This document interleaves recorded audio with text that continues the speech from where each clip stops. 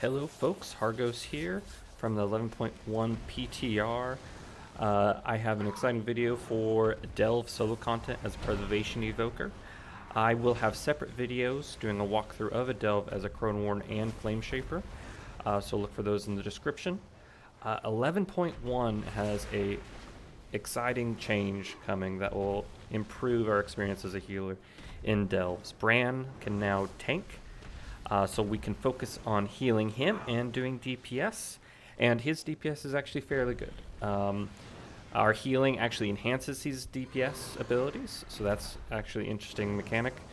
And then along with that, going up to tier 11s, we can now obtain 16 crests for Mythic Trek upgrades each week. So I expect myself to push past tier 8s, which I just stopped at tier 8s due to the restrictions and rewards, up to tier 11s, and Brann will, as he levels up, will allow us to go to those tier 11s, I think, fairly quickly as it's tuned currently. So let's jump into the talent tree for Preservation Evoker in this build. On the Evoker side, we want to focus on a few defenses here. We have Obsidian Scale, which reduces the damage we take by 30% for 12 seconds. So you'll absolutely want to use this on boss fights because you'll be damaging both you and Brann. And then you have Renewing Blaze, which, while this effect is active, 100% of damage you take is healed back over 8 seconds. So there is a slight delay over 8 seconds. You can take a reduction in the cooldown of this, or you can make it so it heals you back over 4 seconds. So slight reduction in the time it takes to heal you back, the damage you take. You will want to make sure you have your dispels. You have this expunge, so it expunges toxins, so removing all poison effects. There's not many of those, but so the main one you want is Card Erasing Flame, which is a 1 minute cooldown, so fairly lengthy. So you won't be able to use this for every occurrence on a boss fight likely, but it will remove bleeds, poisons, curses, and diseases, and also has a healing effect whenever it removes one of those.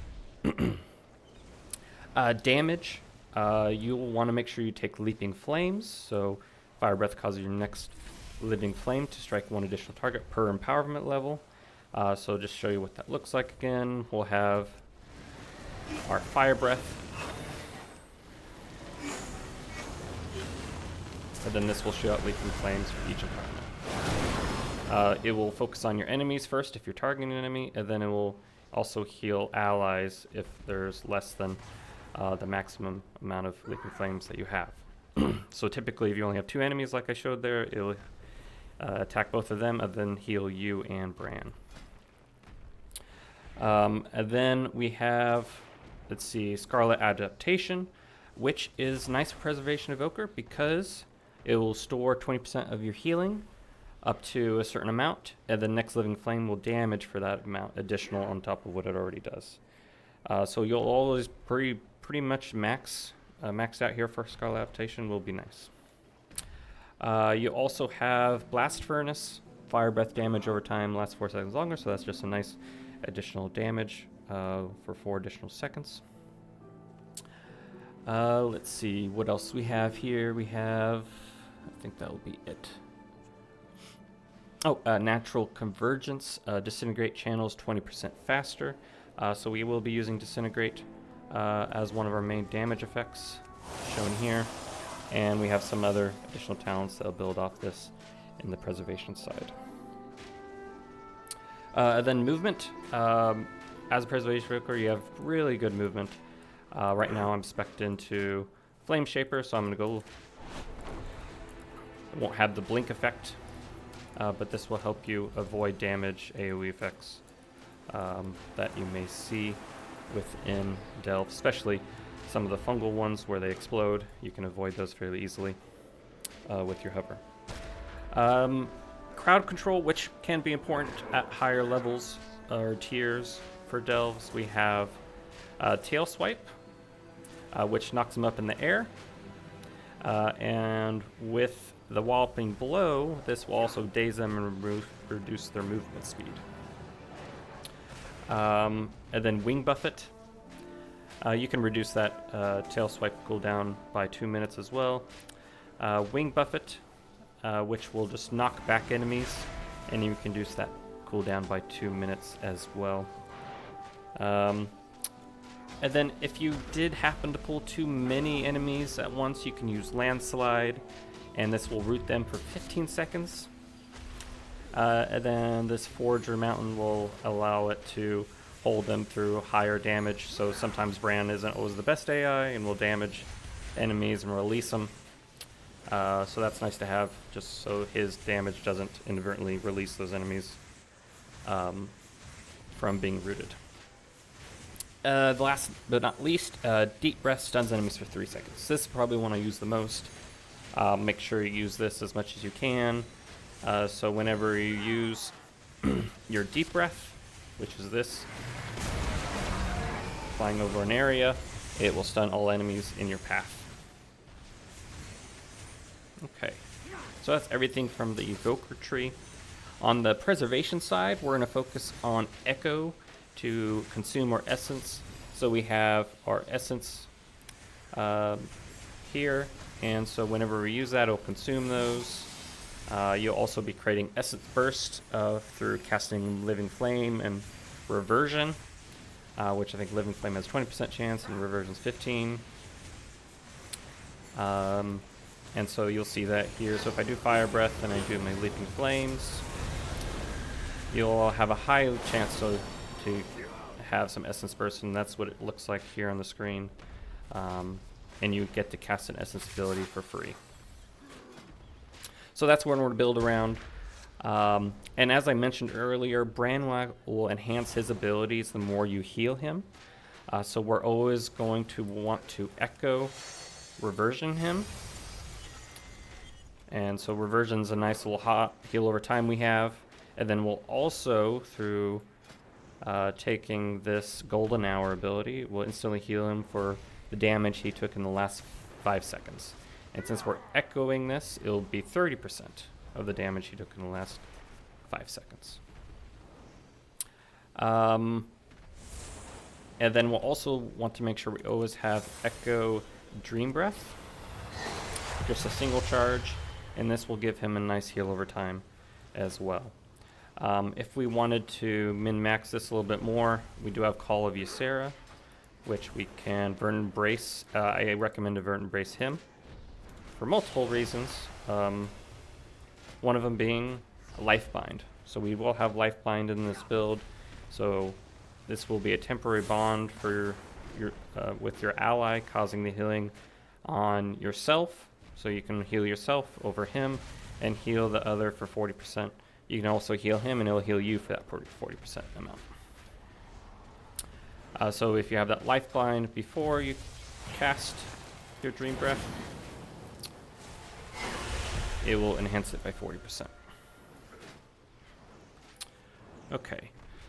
So also on this side we have Energy Loop. So this will increase the damage of our Disintegrate by 35% and recover some mana. So if you do find yourself on a low mana, this will be nice to be used here.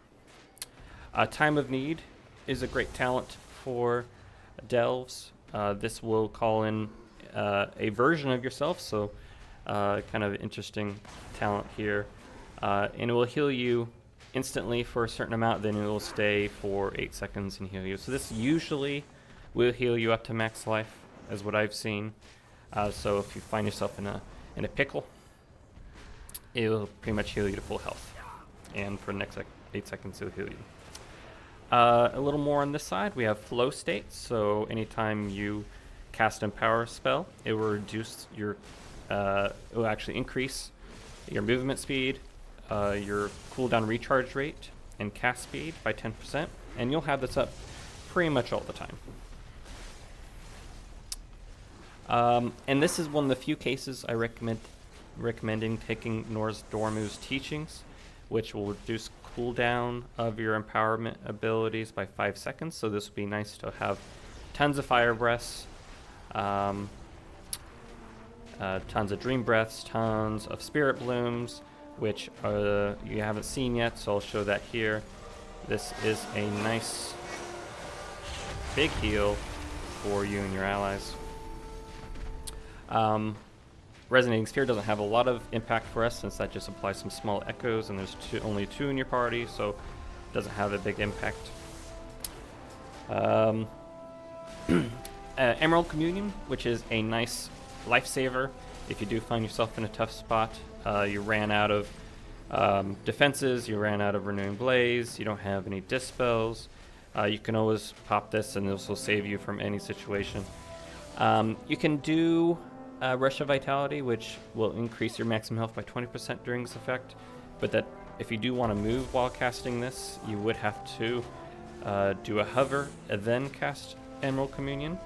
This just allows you, since it's just you, it's a lifesaver, you can move while you are casting it. Otherwise you wouldn't be able to, unless you cast hover, of course. And then we also have Lifegiver's Flame,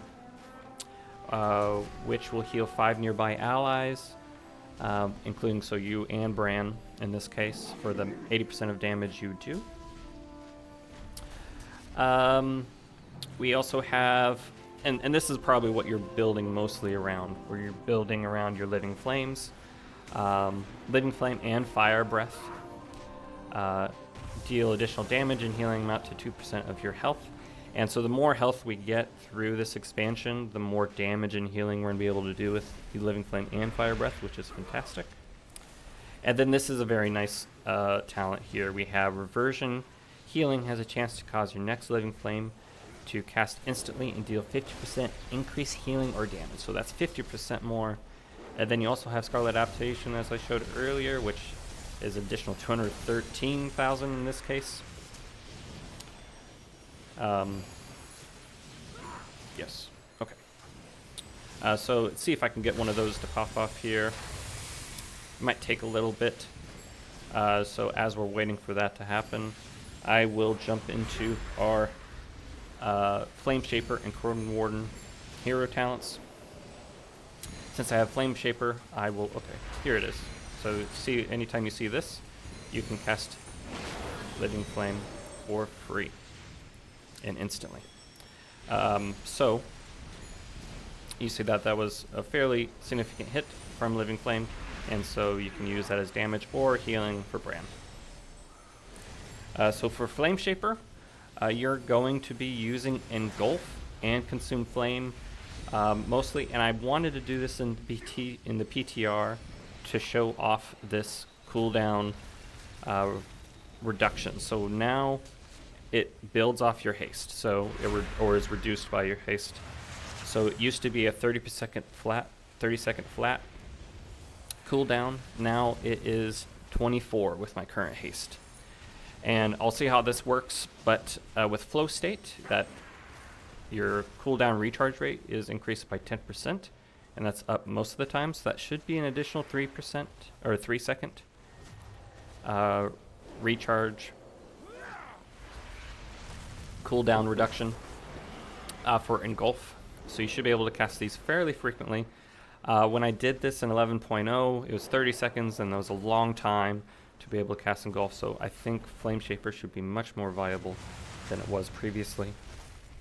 And then this right side is probably the most beneficial. You have Expanded Lungs. Right now, it increases your damage of Fire Breath by 30%. Your Dream Breath heal over time by 30%. And then Fulminous Roar, Fire Breath and Dream Breath deal their damage and healing 20% less time, so you have more ticks of, at least that's how I interpret this, for Fire Breath and Dream Breath. And then this is very nice for Renewing Blaze, so you can apply Renewing Blaze to yourself, and it will also apply to a nearby ally by 50%. So this should apply to Brann. I'll test that out a little bit more during the PTR, and so that'll be a nice heal effect on Brann. You also have Burning Adrenaline, so anytime you cast Engulf, you reduce cooldown of your next spell by 30%. So this would be kind of nice to reduce cooldown of something like Spirit Bloom is probably the time you want to use this, since you want to get nearly to full empowered there. Or Fire Breath, that will also be nice for that one. Cast really quick Fire Breaths. You also have this one, Shape of Flame. Tail Swipe and Wing Buffet, scorch enemies and blind them with Ash Con to the next attack within 4 seconds to miss. So if you're having trouble with healing Brann, this would be a nice one to throw in to save his life. And then critical strikes against targets above 50% health increased by 15%. So whenever a target is in the top 50% of their health, your damage will have 15% more chance to crit. And this also applies to Living Flame, which will give you more Essence Bursts. So you can cast more Echoes, more Disintegrates, which is also Essence ability, and will consume those. It consumes 3. And so there's a lot of benefits to using Flameshaper now, I think, and I'm going to try to test them both out. I'm pretty excited about those changes. On the Chronowarden side, and this is what I used most of the time in 11.0, mainly to a couple abilities here. We have Chrono Flame. Living Flame is enhanced with Bronze Magic, repeating 15% of the damage or healing you dealt to the target in the last 5 seconds, up to a certain amount.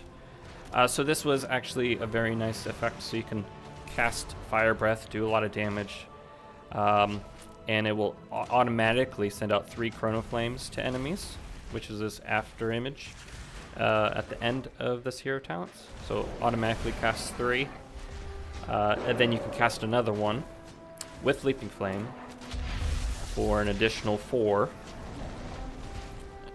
Living Flames, or Chrono Flames in this case, and it will do additional damage. But that was the main reason for choosing that. That was doing a significant amount of damage as a solo player. You also have a mini Bloodlust and Tip the Scales. So this will, in Temporal Burst, it will overload you with energy, increasing your haste and movement speed, and cooldown recovery rate by 30%, decreasing over 30 seconds. So kind of a mini Bloodlust there. You also have an additional defensive, which Warp. So in this case, it's a blink.